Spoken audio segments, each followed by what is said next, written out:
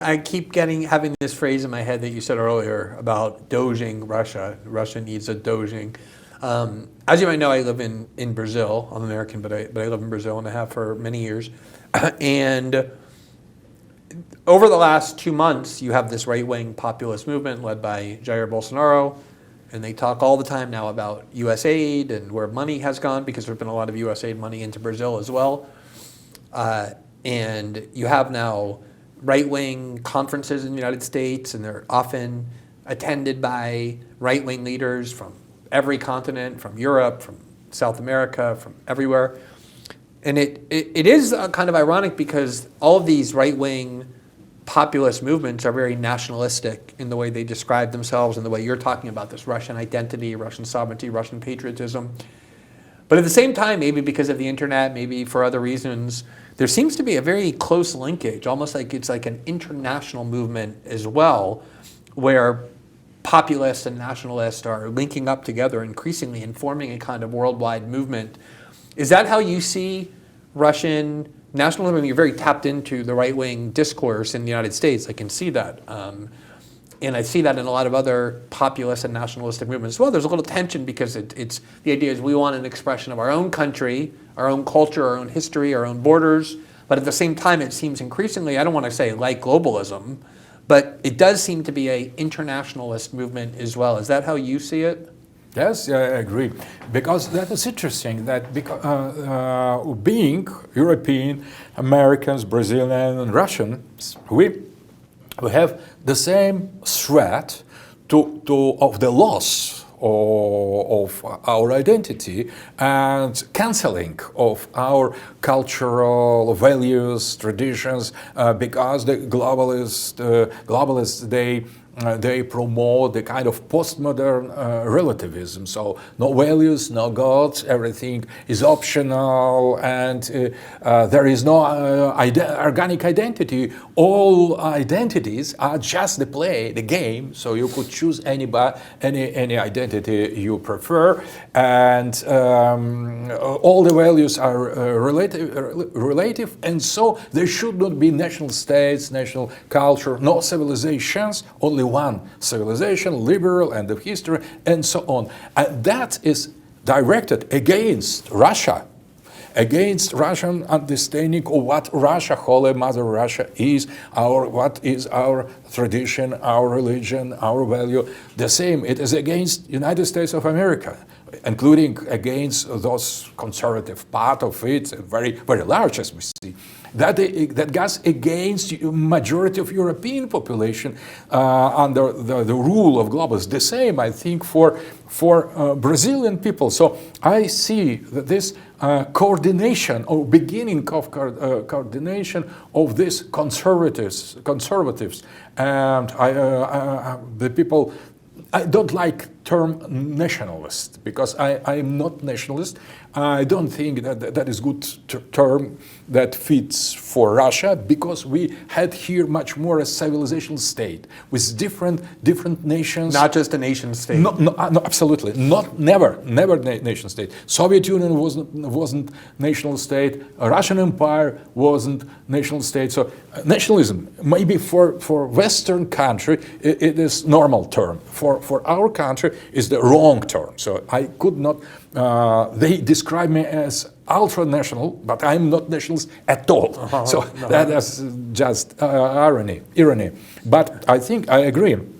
There should be a kind of coordination between the peoples and the countries and the movements defending their own deep identity, their own civilizational values. And because there's a common enemy, as you see it, which is globalism. Globalism, yes, not the West, because not China, not socialism, just globalism. Globalism, it could be Islamic, it could be Chinese, it was Soviet Russian. That was the kind of globalism as well. Now it is left liberal Western globalism, but all kind of globalism is bad.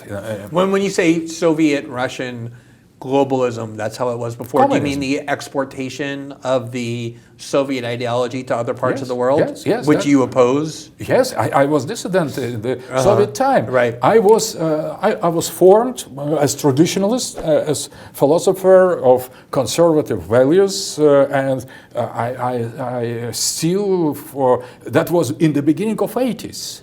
So 45 years ago, I started something like Conscious Life, and that was against this globalism of the Soviet Union, against materialism, against atheism. I was in favor of restoration of great Russia, the Russia as a civilizational state, and I fought for that against, not so much against communism, but I was against. It was youth. I didn't participate in some political movement, but ideologically I was very opposed to that. And when perestroika started, I tried to get from the trap of the liberalism in order to promoting return to the roots, or Russian roots, and that I still I defend the same values. But I think that this kind of dialogue between different tendencies, not necessarily right, not necessarily nationalist, and for sure not racist, because racism is globalism. The globalists are racist because they think that there are only one civilization, the liberal one. That is the superior one. So yes, that's suprematism, liberal suprematism. I am radically against all kind of racism, but I think that these people who the people who defends this civilizational identity being different for them should cooperate, should hear each other, should get inside the skin of other in order to understand the perspective, for example, of American patriotism, of Brazilian patriotism, Chinese, Islamic patriotism, Iranian, so Jewish. Nobody should be excluded from this this dialogue of the people conscious about their belongingness, conscious of their deep identity, and defending this identity together against the globalist threat. And is your, just to, I know you're a philosopher, so just to go kind of a little bit deeper into that first principle, is the reason that you think it's beneficial or desirable for people to embrace this kind of cultural identity or whatever, religious identity, however people identify, is because naturally human beings are tribal and the sense of tribal belonging is important? Or is there some other value that causes you to want to preserve that way of organizing? Tribe is one of the level of the identity, the smallest level, clans, tribe. There is much higher as well, the other levels. I have dedicated to that my book that is translated into the English, Ethno-sociology. And the highest point of common identity, common destiny, common social understanding of the unity, it is civilization. But in my opinion, and that's the most important point in my philosophy, that there is not only one civilization, but there are civilizations, so in the plural. And that is the highest level. It is not tribal, not clan, not ethnic. It is not national. It is something much higher, but they are very different from one to the other. For example, the civilization, Chinese civilization. China is civilizational state. There are many ethnical groups inside. There are many form of life and traditional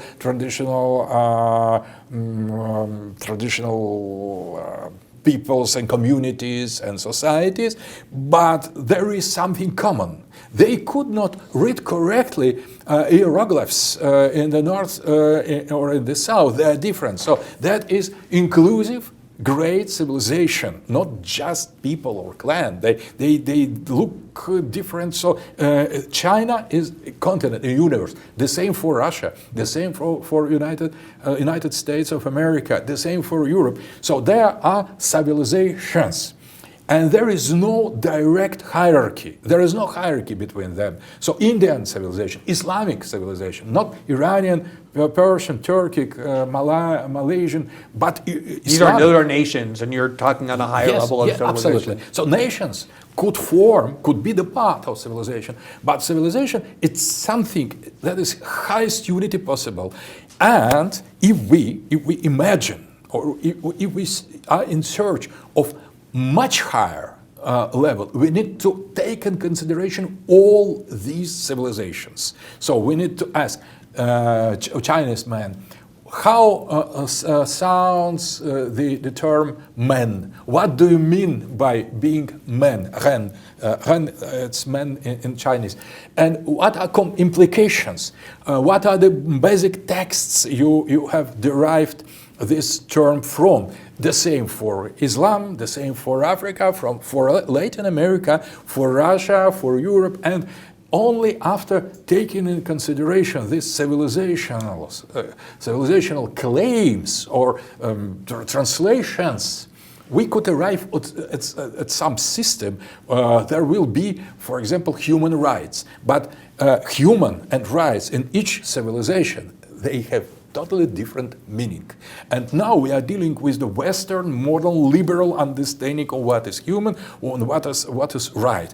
And we discard totally Chinese understanding of what is juridic, the law, the Confucianism, and so on. Russian, Byzantine, Christian, Orthodox tradition, we don't take in consideration. So we are dealing with the products of one civilization and not whole civilization, because liberal globalists, they represent only small part geographically and historically of the Western civilization. If we go deeper, we see totally different meaning of the man, of the right, during different period of the West. And if we are convinced that the most modern is the better, that is a kind of chronocentric racism, tempocentric racism. So you discard your own ancestors. You consider them to be stupid, primitive, and so on, broken. Right. And that is wrong. We need to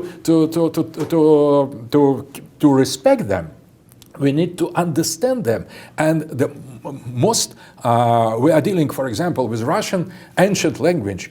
It is much more richer than modern. So many meanings, so many forms. The same with Latin, the same with German, the same with Greek. So the ancient, that is not the primitive. It is much. In some ways, it's richer than. Yeah, richer than. Right, deeper. Yes, but that is. But we need to combine them. We could not. Right, because they're still modernizing in progress, but by retaining what was not discarding. That's a perfect segue to what I wanted to. The last thing I wanted to ask you about, which is what you're describing. This kind of, and it was the end of history was all about that, as you referenced earlier with Fukuyama, and this globalist notion that we're going to impose on everybody and everything our Western ideals of liberalism because it's objectively superior was possible in the wake of the fall of the Soviet Union, when the United States was the superpower, the unilateral world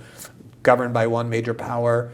And I think there's a perception now, not necessarily in the United States, but around the rest of the world, that that's changing, that the world is becoming far more multipolar. Obviously, the rise of China is an example of that, but also the role that Russia is playing, that the West is starting to accept. And other poles of power as well. In India, you're talking about huge countries with very rich and powerful histories, or civilizations as you call them. Is that the direction that you think the world is going in, is getting away from the unilateralism of the 90s and Bush and Obama years into a more multilateral world, and do these changes that you desire inevitably accompany that? I think that we had the chance to avoid many problems if we heard Samuel Huntington, who has suggested in the beginning of the 90s, not to fall into illusion of this unipolarity, not to fall into illusion of the liberal end of the history and the great glory of the West that now should lead the world and oblige everybody else to follow the same liberal agenda, individualism, human rights, and so on, global government. But we need to accept the fact of existence of different civilizations, including Russian, Islamic, Chinese, Indian, all that now is appearing as the powerful political entities, as big spaces, as something powerful in a material way.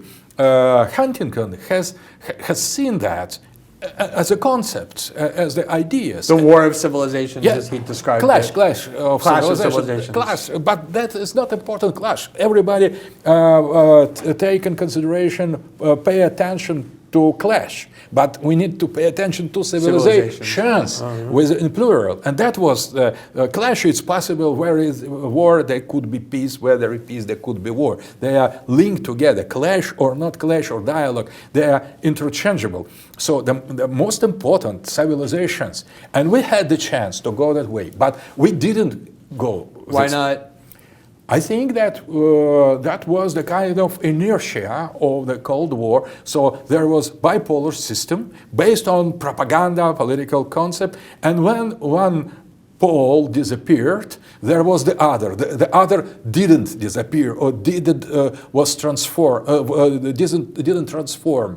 So that was a reason why NATO exists still. So why they try to find a new enemy in order to explain its being. So we, the West, went unipolar way. I have spoken with one French general who has received the order after the fall of the Soviet Union and to 1992, precisely to create Eurocorps, to create European army, because there is no more the threat from the East. The NATO is obsolete, so we need to create European army. And he has said that he has prepared during 6 months almost everything. So that was almost everything was ready to that, dealing with Germans. Then NATO would automatically disappear because the purpose of it no longer existed. Maybe they thought like that, right? Because there was no the threat on the east, Russia was democratic, and so on. And after 6 months, he has received the second order: stop that, stop that, destroy that. Because things weren't going to continue. And and that was a kind of decisive moment to where to go, either to multipolarity suggested by Huntington, and now we are obliged to accept that.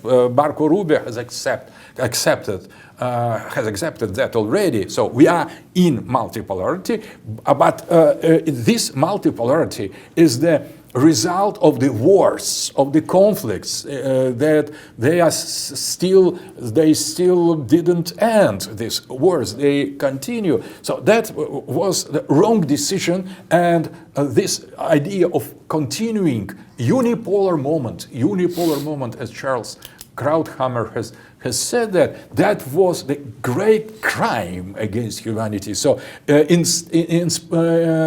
spite of accepting this and dealing with these re-emerging civilizations as Chinese, Indian, Russian, Islamic, with delicate methods to accepting their claims, respecting their right, and carefully constructing the global reality in favor maybe of the West, but dealing carefully with these emerging civilizations. Instead of that was choosing the right to go ahead, to continue this unipolarity, to continue this Cold War, but without without old enemy. They tried to put Islam in the place of this global enemy that failed, and finally they returned to the same old story of Cold War about how evil those Russians are. Right. I think that was the mistake, and that was crime of the Western globalist elite